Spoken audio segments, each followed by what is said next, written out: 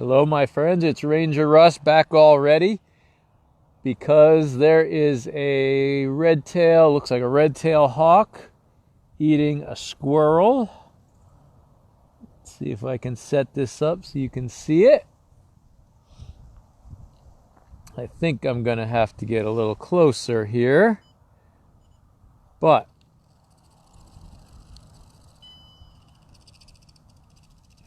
gimbal is not wanting to level off here. All right, so we have red-tailed hawk. We'll see how close I can get before it looks at me. Just move over to this picnic table. Look at that, it's so cool. This would be a good place to put the thing down here. So the red-tailed hawks are our largest hawks in Connecticut. And the most common hawk in Connecticut. I'll zoom in. Let's see if we can zoom in a little bit more. So it's eating a squirrel. Now, red-tailed hawks are one of the hawks that eat a number. The gimbal just keeps drifting here.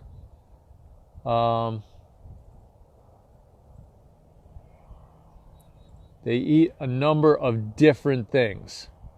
So they will eat squirrels, rabbits, rats, but they will also eat snakes and other birds. And I'm going to have to turn the gimbal off here. Give me a second.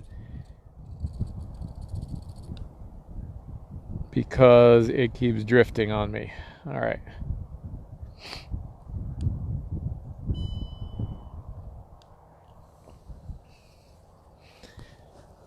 So, that red-tailed hawk is going to town, eating its squirrel. Now, it does look like it has a red tail. It does take them 4 years to get that red tail. They produce a lot of force. They can produce, I think this one is 300 to 400 psi in their talons. And they do have ratcheting talons, which means when the talon closes, there are little spurs inside on the tendon, and the tendon goes down the tendon sheath, and the spurs will stick out and keep the tendon from releasing or opening. So once it closes on its prey, it's going to be able to hold on to that.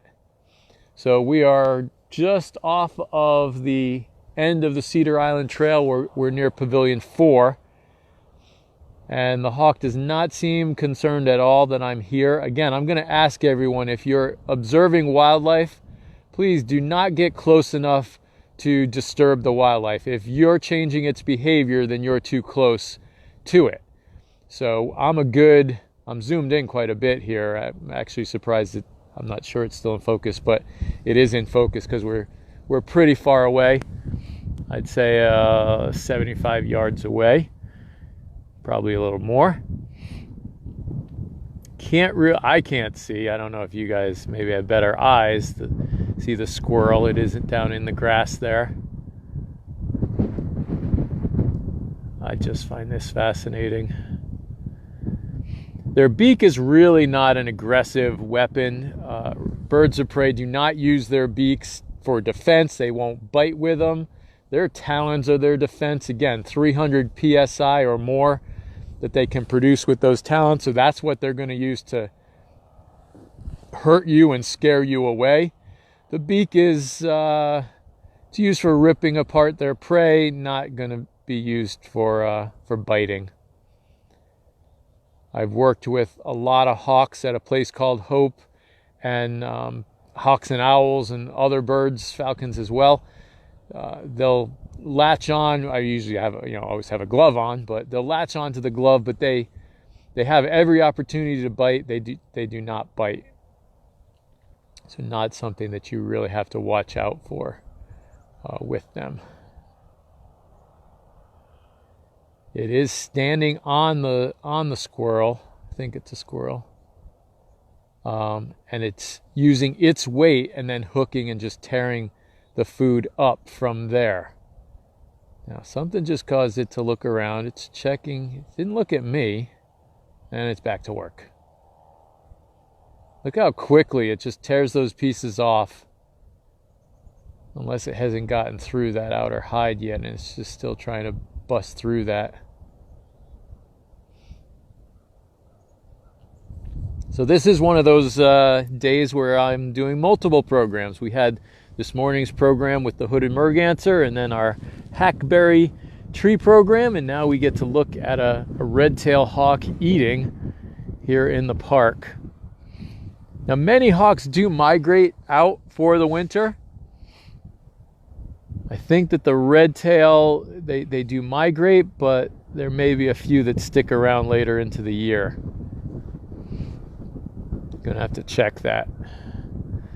See if they're complete migratory or just partially migratory. That is absolutely fascinating. I wish I had a telephoto lens for my phone. I did get one. I'm still trying to figure out if it really works well on my phone, but I think I need to start carrying it around with me.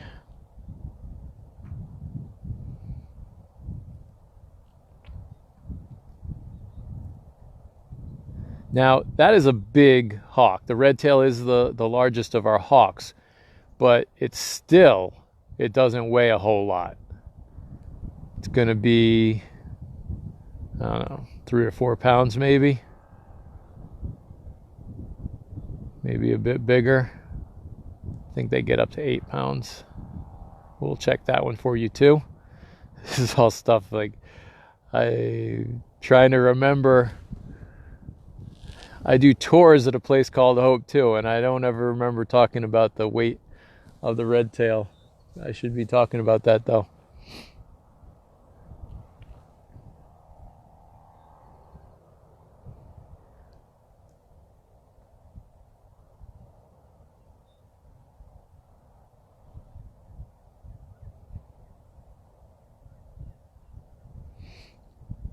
Poor squirrel. Yeah. You know, this is part of the food chain.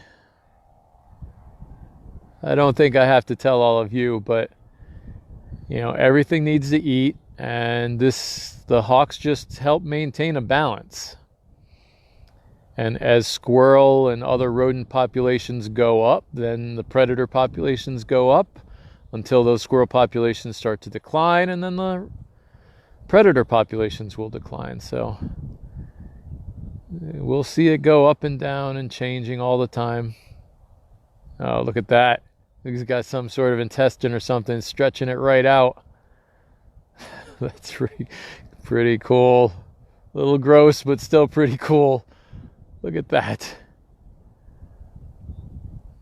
It's checking around, looking all over the place. So I'm surprised that it is not looking more often. When it's going at that food, it is not concerned that there's a predator sneaking up on it. And I haven't seen it look over its right shoulder once. It's really only looking over its left shoulder, though I think they've got pretty good peripheral vision, and maybe it'd be able to see if something were sneaking up on it. So 1.5 to 3.5 pounds. Yeah, I was right the first time. Don't know why I said 8.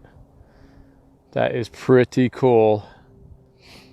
Now, with raptors, the males are usually a third smaller. So males are smaller than females. So you can expect that 3.5 pound to be closer female size and 1.5 to male size.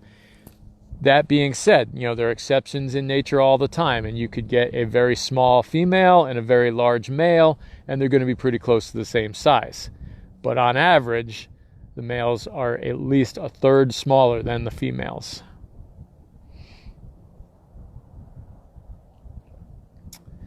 Rosemary says, it always amazes me that hawks leave little behind when they eat. Yeah, they can eat a lot. And like many wild animals, you know, they're opportunistic eaters, and when they have food in front of them, they're going to pack as much away as they can because they don't know that when they're going to get their next meal.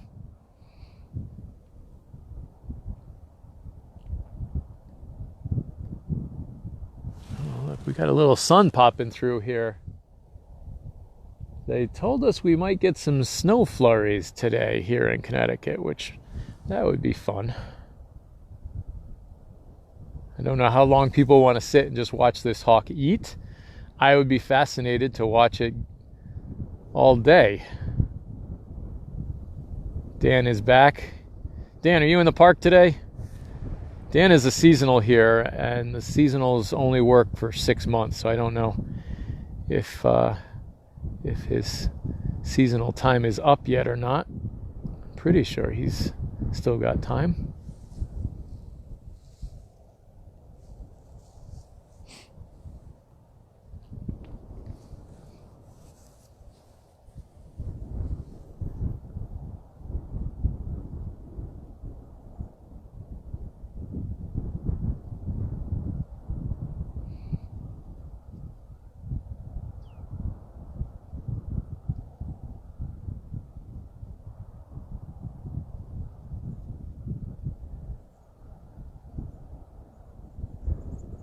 So I don't know if you guys can hear that, but it sounds like we've got a little bird in the cedar tree.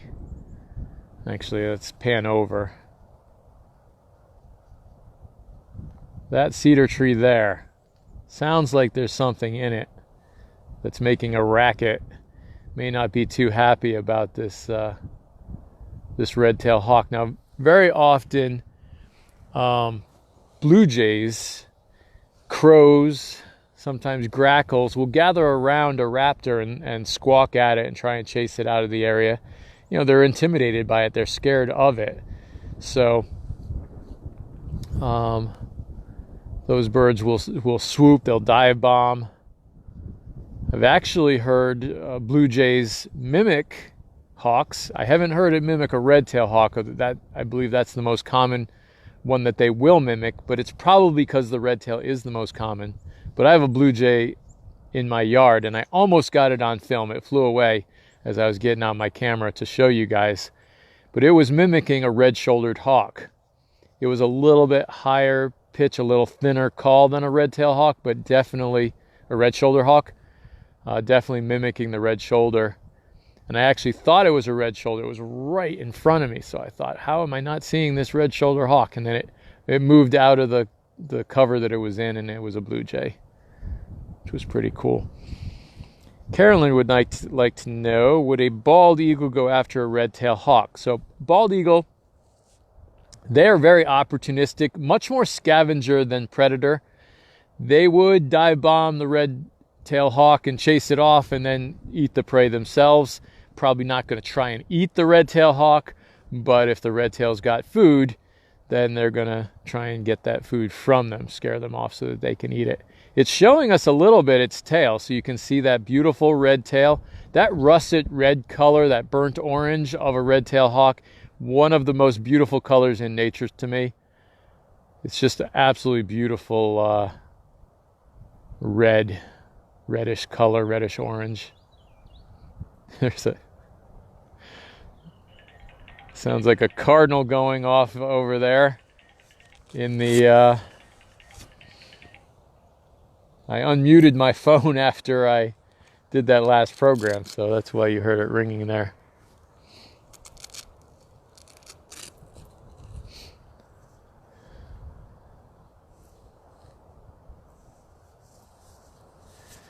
UV decals worked on your window. Fantastic. I have the UV decals. We put them all over the nature. We have some big windows at the nature center, and we put them up on the nature center, although I need to get a scissor lift in to put them on the highest windows. We haven't had anything fly into them, but that doesn't mean that you're safe. If you've got a big window, I'd say anything over 3x3, you should really look into getting those decals on them, or the UV paint. the UV paint has to be reapplied. It will wear off over time. The UV decals, I don't know how long that UV lasts in them.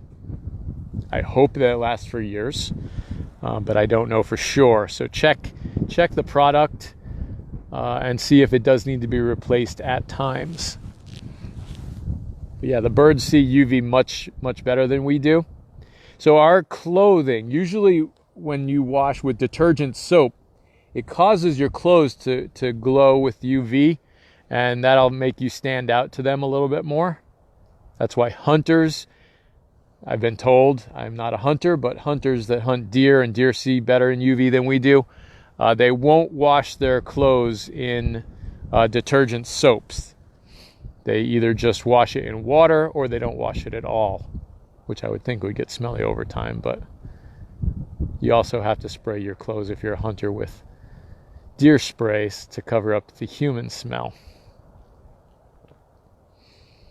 This is pretty cool. It turned its back to me so I can see its tail. That tells me that it is completely unconcerned by me being here. I'm talking pretty loudly too, so I know this bird can hear me. Perhaps that's why it's comfortable, because it knows if I'm being loud and I'm not moving towards it, that it's pretty safe. Most wild animals are not afraid of ranged people at range. They don't realize that is a danger. They don't know much about guns. That is so cool. It's just moving right through. It's getting chunks out of that squirrel.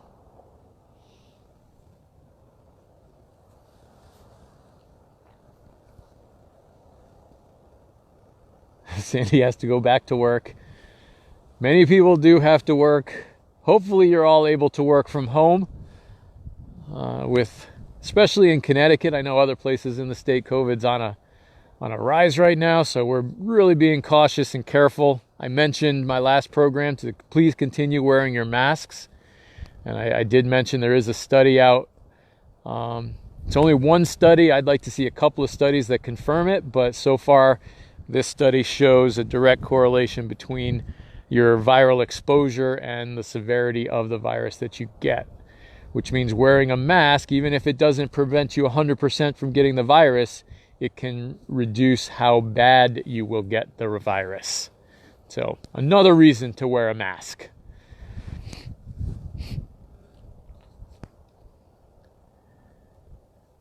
I really don't want to stop this, but I probably should. This red-tailed hawk is absolutely fascinating.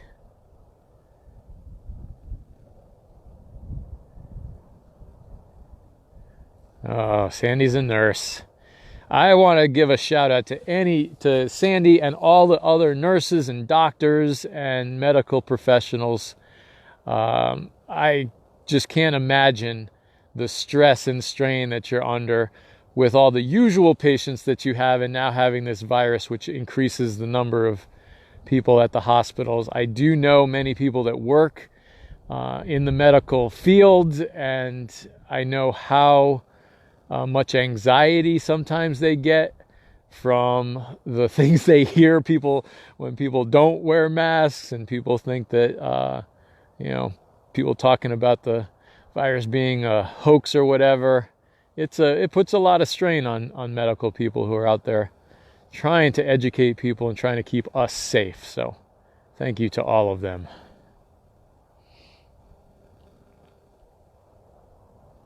That's pretty cool.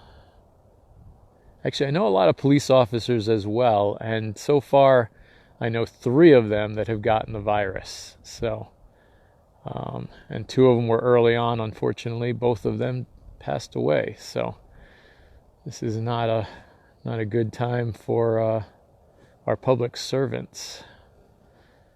People that are out there serving the public. Can't say enough about them.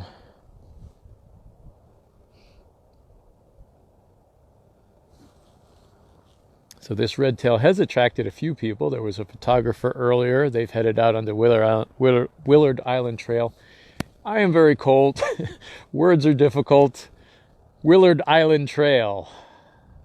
It's a great place to find owls. And maybe when I go do a tree program out on Willard, we might find an owl. That would be cool. And I'll also be talking to these photographers. I know several of them, and I'll ask them to let me know if they do see an owl. We'll see if we can get out and get some footage of the owl.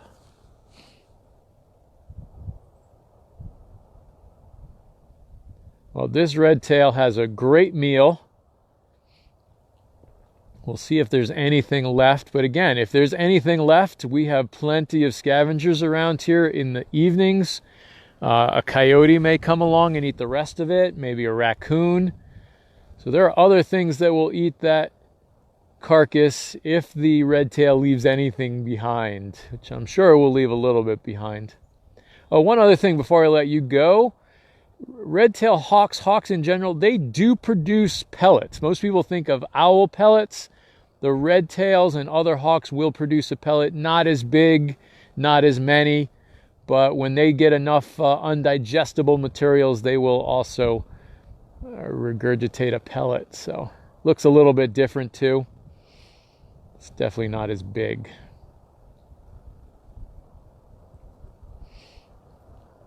Linda has to go back as well.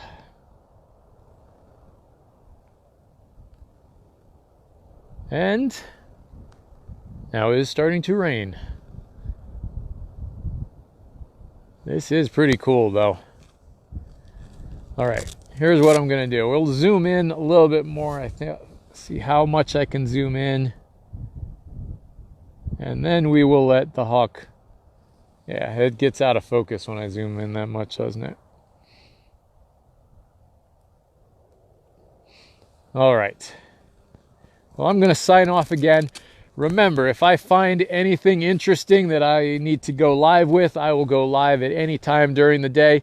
But you can see these videos on YouTube just as soon as they get put up, or on our website, meigspointnaturecenter.org. Please visit the Virtual Learning Center on the website. Subscribe to Meigs Point Nature Center YouTube channel. Lake Champlain. I love Lake Champlain. I'm going to have to retire up there, I think. All right. So again, Ranger Russ signing off from near Pavilion 4 here at Hammonasset Beach State Park. This is our red-tailed hawk. I'll probably have to put an entire program together on red-tailed hawks at some point, but this was just a quick talk about the red tail eating a squirrel. Until next time, which will be Friday at 11, unless I find something else, this is Ranger Russ signing off.